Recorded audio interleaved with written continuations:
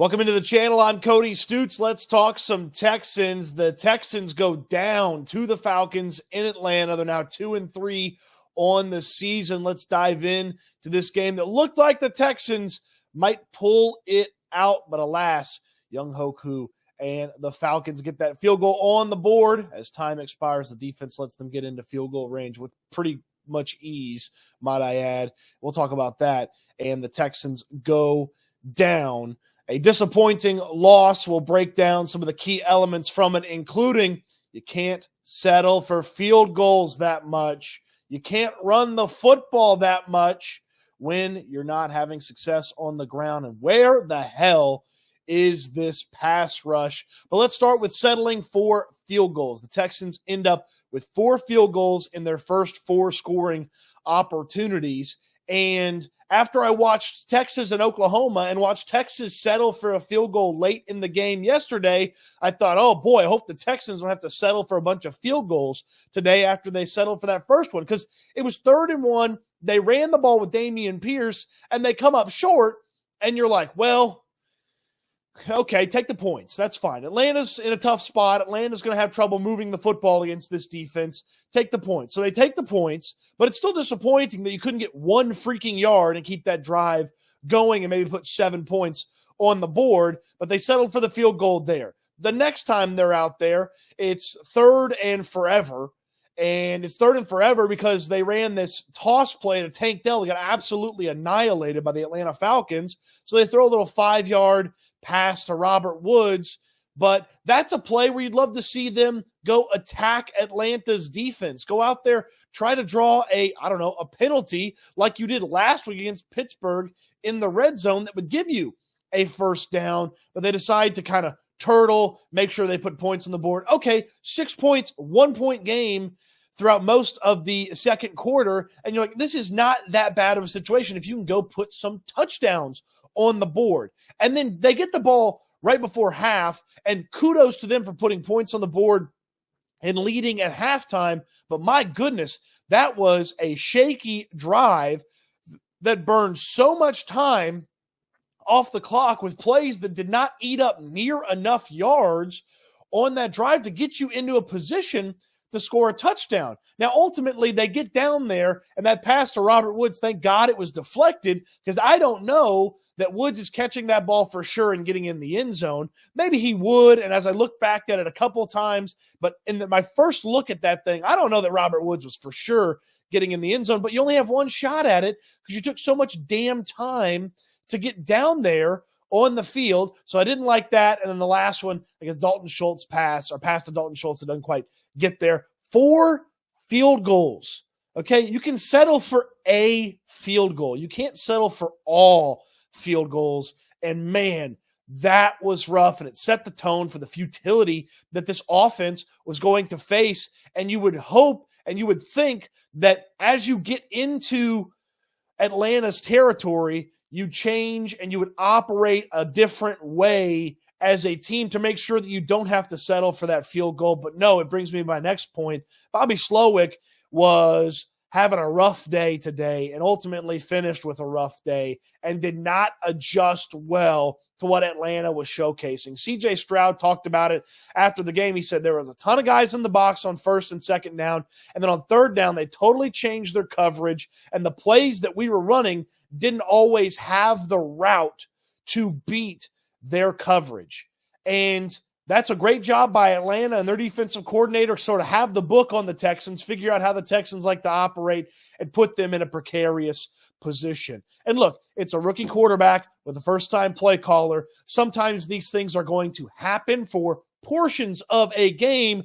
You would hope that Bobby Slowick would have the ability to adjust. And I know they ran the ball pretty well on that final drive where they scored the touchdown, but prior to that, the Texans were averaging about 2 yards per carry on every carry. Dameon Pierce had a big 15-yard run. You take that one run away prior to that final drive, and the Texans were averaging about 2 yards per carry. Not good enough. And they were running the ball in funky and goofy ways. That pitch play where Dameon Pierce catches the ball 5 yards behind the line of scrimmage, don't like it. Get rid of it. The risk is not worth the reward of that play working. Get the ball to Dameon Pierce on the outside in other ways. Those Tank Dell reverses, yeah, those look good and are easy to execute, like last week against Pittsburgh when you haven't showcased that yet. But when Atlanta is ready for it, that shouldn't happen. And this is not a really good Atlanta defensive line. Like, I was going through and looking at Atlanta, paying attention to some of their stats and watching some of their plays. This is not an Atlanta defensive line that should do that to you. It should not work your offensive line and work your rushing attack the way that it did. Yeah, Grady Jarrett's a nice player. You know how many tackles for a loss he had coming into this game? 0. Like, Grady Jarrett and Bud Dupree and the rest of those guys on that defensive line should not just totally disrupt the way that you run the football. And you shouldn't keep running the football the way you were when it's not working. I think about when the Texans got that fumble from the Falcons in the second half, that first fumble in Falcons territory. They get the ball, that quick change. You talk to coaches over the years, and they love to take a shot after a quick change. They love to go out there, try to make a big play after a quick change. Run, pass, kick. That's what it was. They ran for 6 yards. They threw the football, didn't get the first down, kicked the ball. Like, that was a precarious spot to run the football, especially when you had not been running the football well. And because you committed to the run, put yourself in some weird spots, you had some shorter drives, okay? You had 3 plays and a kick, 3 straight drives. The Texans forced the fumble, 3 plays and a kick for a field goal. Then the Falcons go on a drive of about 5 minutes on the nose, okay? They actually fumble the football. You get the ball back, 3 out, 3 and out, 3 plays and a kick. Then the Falcons go on a drive almost 7 minutes, okay? Then the Texans get the ball back, 3 plays and a kick. And then the Falcons go on a 4+ minute drive. And at that point, the defense is getting worn down. So when you have a position where the defense has to go out there and make one final stop, they've been on the field the entire second damn half, it becomes very tough for them to do. And Atlanta attacked the Texans' defensive line and front 7 in a physical manner with the rushing attack, so it helped wear them down. My God, if Mark Schlereth mentioned it once on the TV broadcast, he mentioned it 100 times about how you can wear the other team down. Well, he finally saw that with the Texans. That kind of flows into my next point about this defense. Where in the hell is the pressure on the quarterback? They had 3 QB hits today. 3 QB hits against the Falcons. That is unacceptable, especially when you factor in the fact that Atlanta ran a backup right tackle in there. You have to be able to put pressure on a guy like Desmond Ridder. If you can put pressure on Desmond Ridder, he will make a mistake. He will throw you one. But when he's got all the time in God's green earth to sit back there and throw the football, guys like Kyle Pitts get open because they're athletic freaks. Guys like Drake London get open because they're athletic freaks, okay? Like, when he has time, he's going to go out there and dice you up. Desmond Ridder should never have that type of game that he did against the Texans on Sunday, but he has that day. He plays well, and in large part, he plays well because the defensive line couldn't get home and could not rush the passer. And if you're not getting home with a 4-man rush, go out there and make Desmond Ridder make a quick decision. Go out there, throw a blitz at him.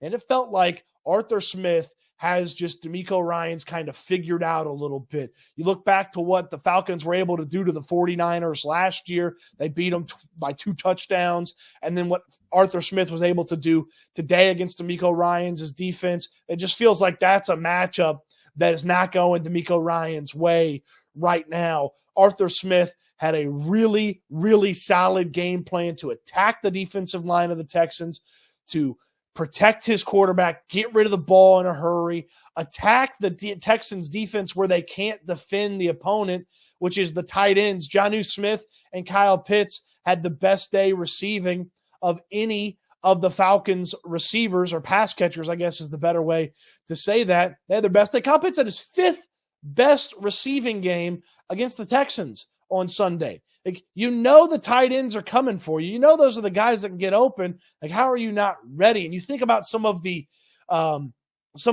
messy areas that C.J. Stroud had to throw into in this game because the coverage was ready for it. And the Texans didn't look ready for what the Falcons were bringing to the table. In large part, it starts because the pass rush isn't there. You can only defend for so long as a member of the secondary, as a linebacker trying to cover the Drake Londons, the Kyle Pitts of the world. You've got to get a pass rush. And if you can't get a pass rush with 4, send more.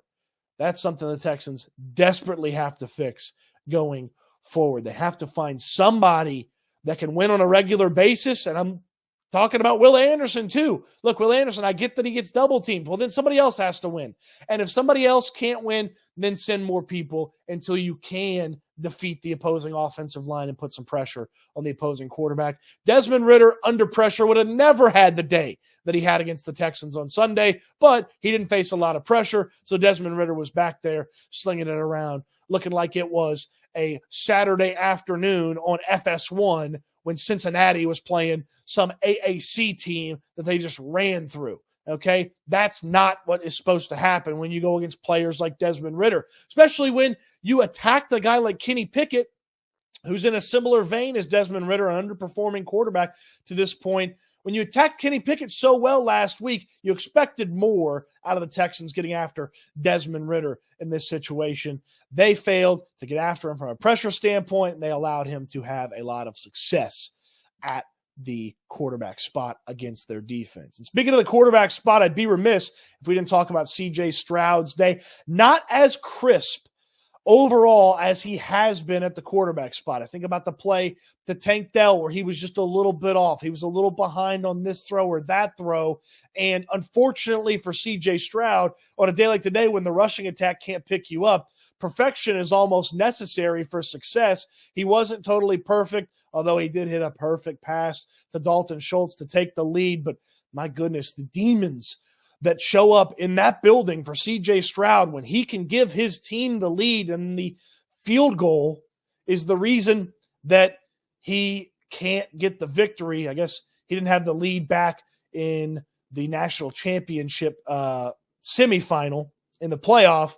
His kicker missed the kick to keep that thing going. And then this one, his defense allows the kick to give the other team the victory. That's got to be torturous for C.J. Stroud. So we'll dive in deep to C.J. Stroud over the next couple of days. But again, just not as crisp overall as he has been. But those should be allowed days. Like, you should expect that from a rookie quarterback, especially when the defense that he's facing seemingly has an approach, a style, a game plan that is going to make it tough for him to succeed. He's supposed to be able to have those days, and other people on the team would pick him up. C.J. Stroud almost picked everybody in Houston up by their bootstraps and put him on his back there on that final drive. He and Dameon Pierce did a fantastic job getting the ball down the field.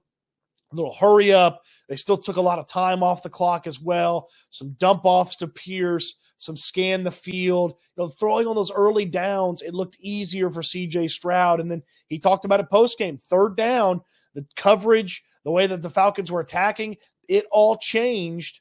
It all changed, and it was tough for the Texans to succeed on offense with that change. So something to monitor there. The ability for C.J. Stroud to adjust, and the ability for C.J. Stroud to see that now, to see teams play one way on first and second down and then play a totally different way on third down. And I would think that he's not going to have as much trouble with it as he did on Sunday the next time he sees it. You certainly would hope not. And kudos to Stroud. He now has the most passes and the most pass attempts to start a career without an interception. He joked after the game that, hey, I feel like I probably should have thrown one in every game to this point. They just haven't dropped it. But he's happy. Don't give the football away. And then he said something really poignant. When you have a +2 turnover margin, and I'm paraphrasing, when you have a +2 turnover margin, you're supposed to win those football games. The Houston Texans were supposed to win that football game on Sunday. They didn't. It's disappointing, and it's an opportunity for a very young team to grow in a short amount of time. You got one game left before the bye week. It's the New Orleans Saints coming to town. They're not going to be an easy opponent. They're coming off a shutout.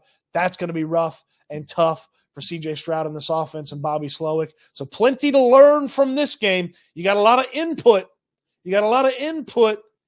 Let's see what the new output is after you get the input from this game.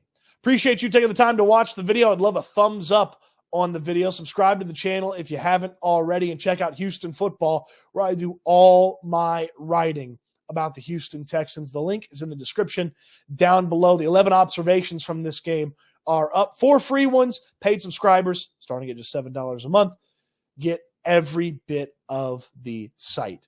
So check it out in the description down below. And on the way down there, give me a thumbs up and subscribe to the video, and turn on the bell so you never miss anything from the channel. Thanks for watching. I can't wait till we talk Texans again soon.